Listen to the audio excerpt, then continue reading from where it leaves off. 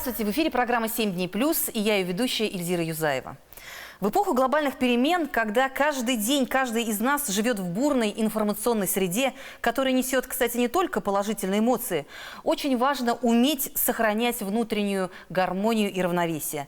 Как защитить себя от кризисов современности и от эмоциональной нагрузки? Об этом сегодня мы с вами поговорим с нашим очень интересным гостем. Это тренер, спортивный инструктор и преподаватель восточных практик Светлана Чиж. Светлана, здравствуйте. Здравствуйте. Светлана, ну такое сейчас новомодное понятие восточные практики, да? О чем это и как это? Расскажите немного.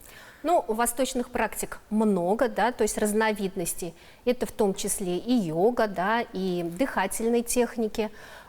Йога больше у нас известна как телесная практика, да, то есть выполняя определенные асаны, работает наше тело. Ну, а есть также практики цигун, да, тоже восточная практика, и тоже разновидностей цигун много. Есть дыхательный цигун, есть медитативный цигун, оздоровительный, есть боевой цигун, да, есть жесткий цигун, более легкий, мягкий, ну, то есть разновидностей много. Ну, а в принципе все эти практики учат как раз чувствовать свое тело и осознавать себя. Ну, а насколько важно именно сейчас, вот в нашу такую бурную эпоху, применять какие-то, я не знаю, тренировки, какие-то занятия по внутреннему равновесию? Конечно, это очень полезно, да, и в любое время, не только вот в наше сегодняшнее время. Ну, все люди хотят прежде всего быть здоровыми, да, и счастливыми. Ну, поэтому мы и учим, да, и предлагаем заниматься собой. Прежде всего, это научиться чувствовать свое тело. Ну вот вы приходите на занятия, допустим, в тренажерный зал, или там на практику, на групповой урок, или просто занимаетесь дома медитацией, да, то есть это прежде всего научиться слушать себя, чувствовать себя. Ну и техники восточные всегда говорят о том, что нужно научиться правильно дышать.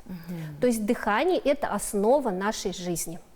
Вот то, что о чем это, о дыхании, да, вот мы же как раз буквально недавно, буквально несколько лет тому назад только пережили ковид, да? Ну да, то есть как раз вот в ковид и страдала наша дыхательная система, да, и как раз много было различных практик, в том числе и санатории предлагали, да, восстановление после ковида. Как раз там и использовались техники дыхания. Много было методик, да, правильно научиться дышать с различными скрутками, да, научиться полностью и разрабатывать как раз наши легкие. То есть дышать мы не умеем? Но в основном люди дышат поверхностное дыхание, да, то есть обычно поверхностное дыхание, ну и грудной часто используют, а нужно научиться дышать животом и полной грудью, то есть не поверхностно. Для этого есть определенные техники, когда вы просто дома можете сесть в кресло, расслабиться, положить, прижаться спинкой, допустим, к стене, да, или там подголовник у вас, мягкое, удобное кресло или диванчик, где вам комфортно, положить одну руку на грудь, другую на живот и просто сделать несколько техник дыхания и послушать, что у вас будет подниматься, грудная клетка или живот. Если поднимается больше грудная клетка, то есть это поверхностное дыхание, да, а мы как раз хотим научиться, чтобы у нас было брюшное дыхание. Для чего мы учимся правильно дышать? Как раз для того, чтобы наполнять клетки кислородом, то есть это газообменный процесс. И в основном часто сейчас, ну, проблемы такие, да, что проблемы с носом у людей, да, и, соответственно, часто люди дышат ртом. А вот как раз дыхание, как раз нужно научиться дышать носом. Когда приходят, допустим, на занятия, люди спрашивают, как дышать носом, да, или вдыхать носом, выдыхать ртом. Как раз мы и учим, что мы дышим носом. Но есть разные практики, где можно использовать либо просто дыхание спокойное, да, есть многие техники, которые мы можем даже сегодня с вами немножечко попробовать, да, и показать не только теоретическую часть дать, да, но и практическую часть для зрителей. Ну, просто элементарно, да, мы садимся с вами, одну руку кладем на живот, другую руку кладем на грудь. Закрываем глаза и начинаем просто осознавать себя, слушать свое тело, опустить внимание внутрь себя и начинать делать медленное плавное дыхание. Делаем вдох и плавный медленный выдох. Делаем медленный плавный вдох и медленный плавный выдох. И вот теперь чувствуйте, что у вас поднимается. Грудная клетка или живот. Если наполняется только грудная клетка, старайтесь больше вдохнуть, чтобы прошло и диафрагма ваша опустилась, и чтобы наполнился живот. И делаем медленный, плавный выдох. И сколько нужно по времени? Можно дышать недолго, да, то есть вот такое дыхание как раз позволяет успокоиться, прийти в состояние баланса, равновесия, да, буквально от 1 до 2 минут. Вот не зря же говорят, дайте-ка я отдышусь, да? Да, то есть как раз вот сесть, успокоиться и отдышаться, как раз вот такое простое дыхание, да, хотя бы просто, когда мы так начинаем, то мы как раз начинаем дышать, как раз и мы начинаем чувствовать и осознавать себя и свое тело. Но неужели вот от дыхания зависит и вот твоя эмоциональная разгрузка, загрузка? Конечно, то есть это все связано и с как раз кислородным голоданием, да, если у нас только дышит верхние дыхательные пути, да, и, соответственно, не проникает в клетки, через какое-то время начинает страдать и кровеносная система. Отсюда у нас и гипертонические болезни, да, то есть давление артериальное. Ну и человек через какое-то время начинает чувствовать либо депрессивное состояние, либо наоборот возбужденное состояние, то есть переизбыток такой, да, некой возбужденности. Ну или чаще всего депрессивное состояние, когда клеткам не хватает кислорода, соответственно, наступает такая апатия, депрессия, человеку ничего не интересно, да, лучше хочется, ну то есть уходит в депрессию. Ну а если перевозбуждена, да, это уже работа с центральной нервной системой, да, как раз успокоиться, послушать себя, отдышать, это как раз мы говорим о том, что дыхательные практики как раз и помогают работать с нашей нервной системой. Ну и когда человек перевозбужден, нужно ему и отдышаться. Да? Отдышаться. Ну и, соответственно, есть техники, когда вы, например, перевозбуждены, можно как раз и успокоить. Здесь уже носовое дыхание, когда мы дышим левой ноздрёй, правой ноздрёй, работая с парасимпатической и симпатической нервной системой, и как раз приводим некий баланс.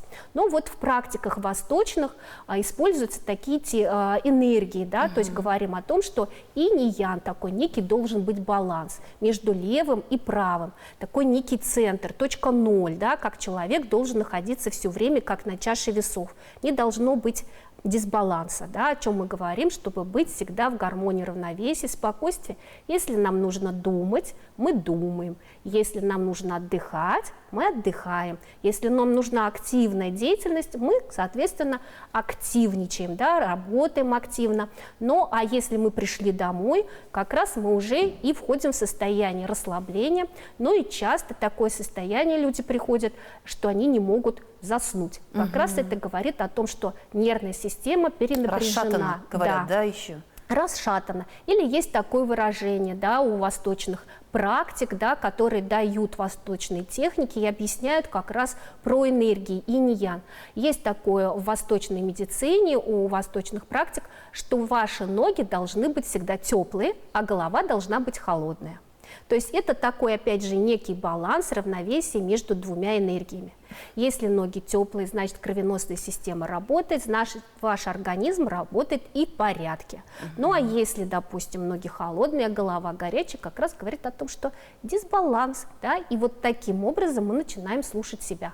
Ну, чтобы привести в баланс, опять же, мы просто можем подышать, да, успокоиться. Ну, а если нам не хватает энергии, то, возможно, нам можно ходить, допустим, в спортивный зал, да, и прокачать, допустим, позаниматься в тренажерном зале, чтобы мышцы лучше начали качать нашу кровь. Да. То есть это не обязательно только дыхание. Физическая нагрузка – это тоже способ как-то привести себя...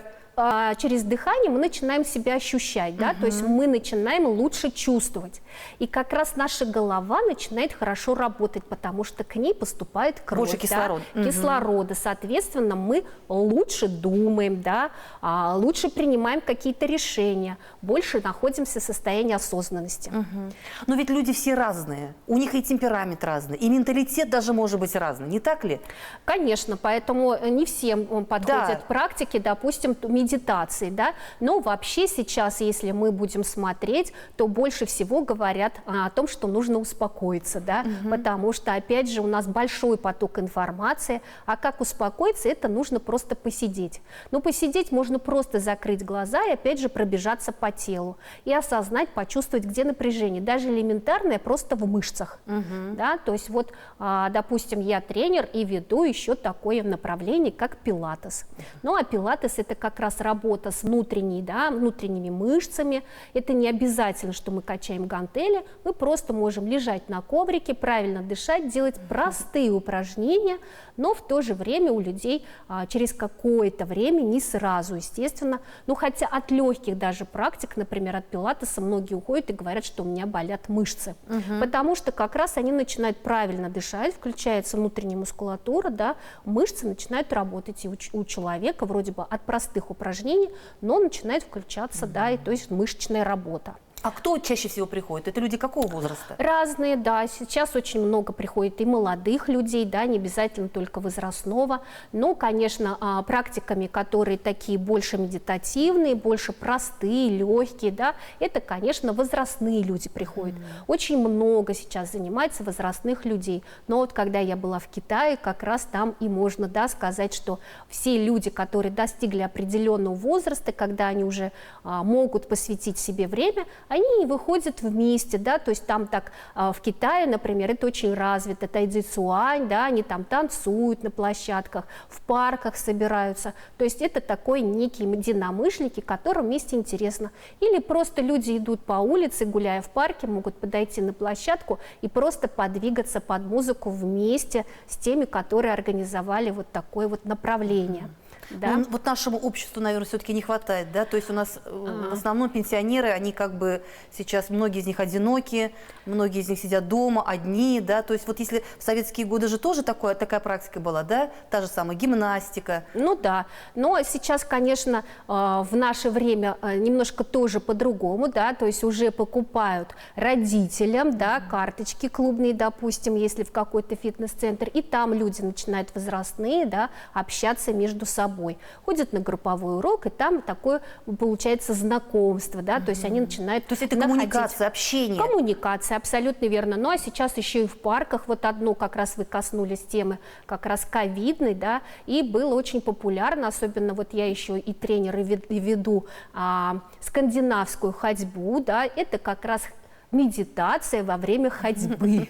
Да, когда я думала, они просто ходят, нет? Значит, они о чем-то еще думают. Нет, там есть определенная техника, то есть это правило ведения скандинавской ходьбы. Это не значит, что ваши палки должны находиться на уровне груди и только просто идти, да, ударяя палками о землю, да, или об асфальт. Как раз мы говорим о том, что возрастные люди, да, обычные, им палки легче, да, они как раз больше начинают ходить, и больше вот как раз это уже возрастные заболевания, которые связаны как раз с малоподвижным образом жизни. И таким образом пенсионеры, когда выходят в лес просто с палками погулять, через какое-то время они понимают, что это просто им интересно, да, собирается сообщество, между собой они общаются, назначают друг другу встречи. Ну и вот у нас в парках одно время, я точно знаю, что в парках у нас были такие сообщества, где пенсионеры выходили, гуляли вместе с палками, то есть это движение, да, то есть опять же правильное движение, работа грудной клетки и в то же время дыхание. Даже есть же такое понятие, как дожитие, да? То есть какое будет оно твое дожитие? Да? Ну, вот в восточных практиках восточные люди говорят, что лучше чувствовать, вернее, вы проживаете жизнь так, что если вы 80 лет чувствуете себя на 20, чем в 20 чувствуете себя на 80. Да. Ну вот как раз, да, мы, конечно, в 80, может быть, и не будем себя на 20 чувствовать, но, по крайней мере, примерно среднего возраста, где мы активны, мы радуемся, да, мы как раз чувствуем вот это счастье, состояние, да, как раз это вот и позволяет наша активная жизнь. Ну и говорят, как вы проводили в свою молодость, да, свои вот эти лучшие годы, так и будете проводить свою старость. Да. А есть такие, которые приходят вот впервые, например, уже в возрасте люди, то есть они ничем не занимались в молодости, и вот впервые только начали заниматься вот каким-то из видов практик. Ну, таким людям вот как раз я и говорю, что... Им сложнее? Им сложнее, да, гораздо сложнее. Естественно, как бы, да, какие-то практики, которые как раз и силовые, да, и та же самая йога, где нужно выполнять асаны, да, растяжку нужно иметь. Как раз лучше им походить, либо вот на более мягкие техники используя там пилатес, например, да, сейчас очень много и развита здоровая стопа, можно позаниматься мягким стретчингом, растяжками, ну, то есть что-то такое, но все равно двигаться, да, ну, или так же, как я вам и сказала, обычная ходьба, кажется, что это просто человек идет, но работает все тело, потому что там как раз идет правильное положение стопы, это не просто там, чтобы выучить правильно, чтобы тело работало, все включилось, и дыхание, и в том числе через какое-то время, через 20 минут непрерывной ходьбы человек входит в состояние успокоения. Как раз и начинает включаться нервная система. Можно войти в состояние такое медитативное, да, то есть успокоиться. И как раз начинает чувствовать себя и осознавать. Но и от этого испытывает удовольствие. Когда человек испытывает что-то совсем другое, да, что не испытывал в обычной жизни, соответственно, это возникает ощущение, да, радости, и, соответственно, человеку хочется все время в это состояние войти. У вас было, наверное, такое? Да. Ну вот, я думаю, что у каждого человека такое бывает, да, что мы не испытываем в обычной жизни, или когда-то хоть раз испытав, нам все время хочется, да, в то же время, как бы, и, например, на отдых. Ну, вот такие вот моменты. Светлана, скажите, а в какое время лучше вот заниматься? Это в первой половине дня или во второй половине дня? Ну, если мы занимаемся с вами физическими нагрузками, да, то лучше, конечно, это заниматься в первой половине дня, во второй половине дня, конечно, лучше какие-то расслабляющие техники. Но так как мы все с вами работаем, да, то у нас нет такой возможности, тогда я лучше рекомендую, лучше тогда в выходной день заниматься физическими какими-то нагрузками, да, что-то нагрузить, ну а в течение недели нагрузки и так хватает, да, у людей, которые работают, лучше тогда больше какими-то техниками либо дыхательными, расслабляющими, медитациями. Ну и вот медитации как раз, да, это что такое? Сесть, просто успокоиться, правильно подышать, расслабиться и почувствовать себя. Хотя бы раз в день, да, ну желательно, может быть, даже и утром, и вечером делать такую технику. Немножко сделаем технику, как раз и почувствуем, как работает даже как раз можно сделать немножко такую диагностику, как работает нос. Иногда люди приходят на дыхательную практику, мы начинаем дышать, и люди понимают, что они, допустим, неправильно дышат, или у них одна ноздря включается быстрее, она дышит, а вторая нет, да, и, соответственно, как люди умеют задерживать дыхание. То есть есть йоговские техники дыхания, когда мы там для успокоения, например, дышим на 4 счета вдох, на 7 задержка, на 8 выдох. Можно дышать по квадрату, на 4 счета вдох, на 4 задержка, на 4 выдох, на 4 задержка. То есть некий такой квадрат-сундучок, да, как раз и здесь мы учимся дышать, да, и отслеживать, и находиться в состоянии «я здесь и сейчас». Восточные техники и все практики, они сводятся именно к этому, к осознанности, да, и ощущению нахождения человека «я здесь и сейчас», в данный момент времени. Светлана, скажите, а вот если человек, например, в первой половине дня чувствует себя прекрасно, он полон сил, полон энергии, но вот уже после обеда, то есть это все куда-то исчезает, вот все иссякает, и уже ближе к вечеру уж совсем не хватает ни на что сил. Это уже является ли каким-то определенным звоночком? Ну, все является звоночком, да, то есть это опять же надо научиться слушать себя, и если вы чувствуете, что у вас нет сил, тогда в этот момент вот как раз можно и сесть, просто закрыть глаза. Но вообще вот есть у китайцев такой, что у них есть дневной сон. То есть они как часик до обеда, да. Но я обычно людям, которые работают, да, и у них есть возможность перерыв на обед, я им говорю, вы покушайте легкую еду, да, то есть не нужно тратить, потому что если мы едим много и грубой еды, допустим, такой как мясо, да, и много, как раз и энергии очень много уходит на переваривание. Да, то есть если вы чувствуете, что вы потом засыпаете, соответственно, да, то есть эта энергия ушла у вас туда на переработку как раз, да, и той еды, которую вы внутрь, той энергии. Ну и нужно просто сесть в этот момент хотя бы 5-10 минут, как вот я вам и сказала, расслабиться, закрыть глаза и просто подышать. Кому-то хватает даже 5-10 минут, да, и такой приток энергии появляется в теле. За счет чего? За счет того, что как раз к клеткам поступает кислород. То есть у нас организм достаточно умный, он нам просто сигнализирует, говорит, да, что вот я ты устал, да, ты устал, тебе нужно просто сесть, да, и почувствовать себя, то есть войти в состояние здесь и сейчас и как раз просто слушать себя. Вы знаете, есть такое понятие даже психологическая йога, и во многих предприятиях сами руководители, например, которые заинтересованы в здоровье своих сотрудников, они устраивают вот такие сиесты прямо на рабочем месте, да? То есть в вашей практике было такое или нет? Есть такие фирмы, да, есть такие предприятия, которые как раз и понимают, да, если у человека есть энергия, и он работает не только до обеда хорошо, да, но и продуктивно работает и после обеда. То есть это, конечно, отражается на предприятии. Тогда он заботится о своих сотрудниках, и, естественно, кто-то приглашает, да, обученных, кто-то уже сам преподает, да, то есть как раз можно и всем вместе в коллективе и как раз это и делать. Это может послужить тому, чтобы не было и эмоционального психологического выгорания? Конечно, эмоционально-психологического выгорания, конечно. То есть это и как раз, когда, во-первых, все вместе, да, то есть это единый такой некий поток, да, некой такой энергии, да, вместе, то есть это всем становится интересно, да, ну а когда вы вместе, то есть это все усиливается. Ну, то есть, и все же, вот групповые занятия или единоличные? Если восточных практик касаться, то есть такое понятие у мастеров восточных практик, что человек должен заниматься, ну, не только в группе, да, но еще и практиковать сам. Потому что, когда вы практикуете то самостоятельно, то есть вы как бы можете включаться и самостоятельно, а так как бы, да, вы, получается, все время рассчитываете на кого-то.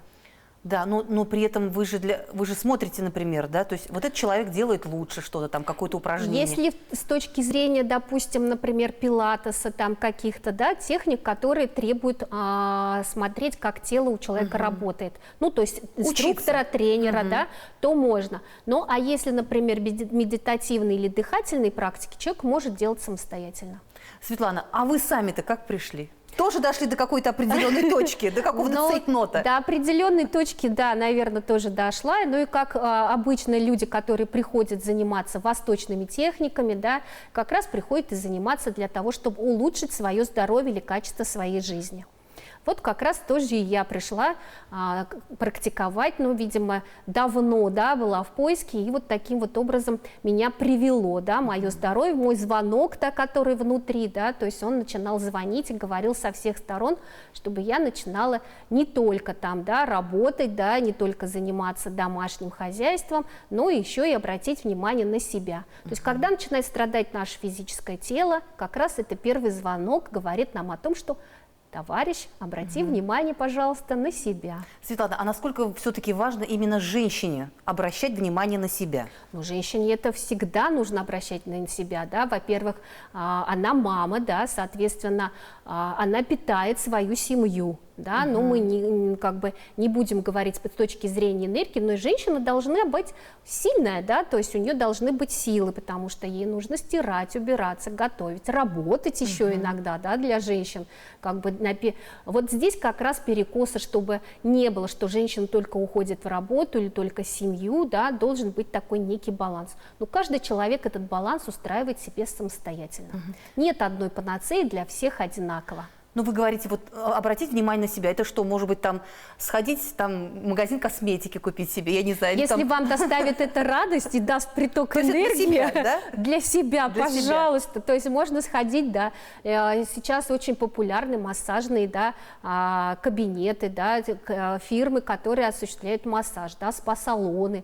То есть вы, если вам нравится, когда вас делают вам массаж, и вы от этого испытываете удовольствие и приток энергии, потому что здесь тоже работает нервная система, пожалуйста. Неважно, что вы будете делать, каждый человек просто должен почувствовать, да, желательно бы, чтобы почувствовал определенный момент и что-то взял для себя, то, что ему нужно. Потому что одинакового рецепта нет для всех. Каждый идет своим путем. А для мужчин что бы вы посоветовали? А для мужчин ходить в спортзал. Спортзал, то есть это, ну, желательно, да? Ну, конечно, да. Это только продлевает как-то молодость, или, я не знаю, делает физическую форму лучше, или с чем это еще связано? Ну и физическую форму, да, и в то же время мужчинам нужно двигаться. То есть мужчина создан для То того, есть это чтобы... главное это движение? Главное движение. В спорте, как у нас, да, это самое главное движение. То есть движение только не через силу, а в удовольствие. То есть все должно быть в радости, в удовольствии. Если вы приходите в спортзал, и вы не чувствуете силы, и вам не хочется, да, ничего делать, конечно... Это нормально или нет? Ну, здесь можно порекомендовать обычно людям, я всегда говорю, сходите, пожалуйста, к врачу и пройдите обследование, сдайте анализы, да, и То есть проверьте. у любой лени есть причины, да? Есть, конечно, причины, если она не физического характера, если вы все сдали, у вас анализы в норме, да, то, естественно, это какая-то внутренняя неудовлетворенность. Нужно просто вот как раз сесть, для этого есть медитация. Ну, а если есть какие-то моменты, да, по здоровью, конечно, их нужно решать. Спортзал их вам не решит, да, то есть как раз мы и говорим, когда люди приходят на занятия, в период острой боли, да, то есть мы не берем людей на практике, на занятия. Да. Таким вот Ну, образом. Светлана, спасибо вам большое. Я надеюсь, что все ваши советы наши зрители хорошо прослушают и, как бы говорится, будут применять на практике. Спасибо вам большое. Спасибо. До Благодарю. свидания. До свидания.